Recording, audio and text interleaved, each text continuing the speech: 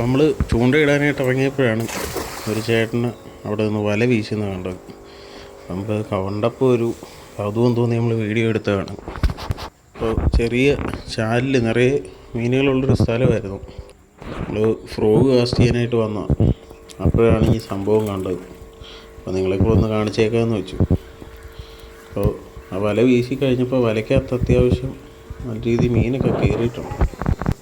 അടി മൊത്തം നല്ല രീതിയിൽ ചേറുള്ളൊരു സ്ഥലമായിരുന്നു. അപ്പോൾ വലയിൽ ചേറും ആയിട്ടുണ്ട്, പക്ഷേ അതിനകത്ത് മീനുകൾ നല്ല രീതിയിൽ കയറിയിട്ടുണ്ട്.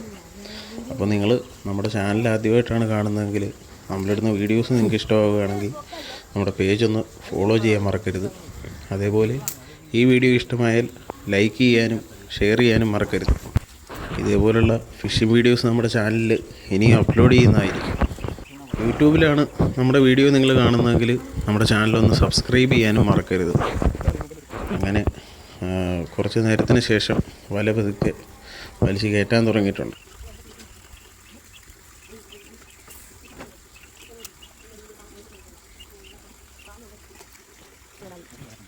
വലയിൽ ചെമ്പല്ലി അഥവാ കല്ലേമുട്ടി എന്നൊക്കെ പറയുന്ന മീനുണ്ട്. ഒരുപാട് പേരുകളുള്ള മീനാണ്.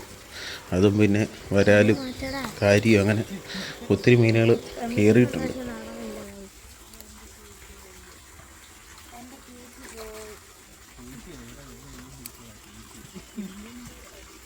ഇങ്ങനെ വീശുവല വീശി പിടിക്കുന്നൊരു ടെക്നിക്ക് എന്ന് പറഞ്ഞാൽ അത് നമുക്ക് നോക്കി നിന്ന് കാണാൻ ഒരുപാട് ഇഷ്ടമുള്ളൊരു സംഭവം. കാരണം എന്താ വെച്ചാൽ ഇപ്പോൾ മീനൊന്നും കിട്ടിയില്ലെങ്കിൽ പോലും ആ വല വിരിയുന്ന ആ ഒരു സംഭവം എന്ന് പറഞ്ഞാൽ അത് അങ്ങനെ എറിഞ്ഞിടുന്നത് അതൊരു നല്ലൊരു കഴിവ് തന്നെയാണ്.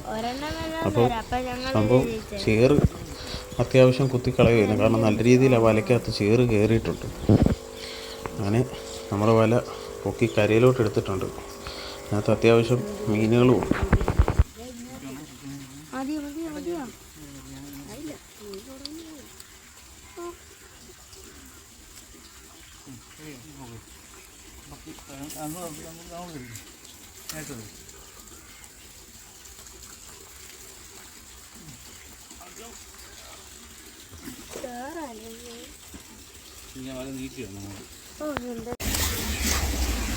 വലയിൽ നിന്ന് അവർ മീനെ പെറുക്കി ബക്കറ്റിലോട്ട് ഇടുന്ന രംഗമാണ് നമ്മളിപ്പോൾ കാണുന്നത്. പിന്നെ അവർ ഫാമിലി ആയിട്ടായിരുന്നു അവിടെ നിന്നത്. അപ്പോൾ നമുക്ക് ആ ബക്കറ്റിൽ എന്തെങ്കിലും മീൻ കിട്ടി എന്നുള്ള സംഭവം വീഡിയോ എടുക്കാൻ പറ്റിയില്ല.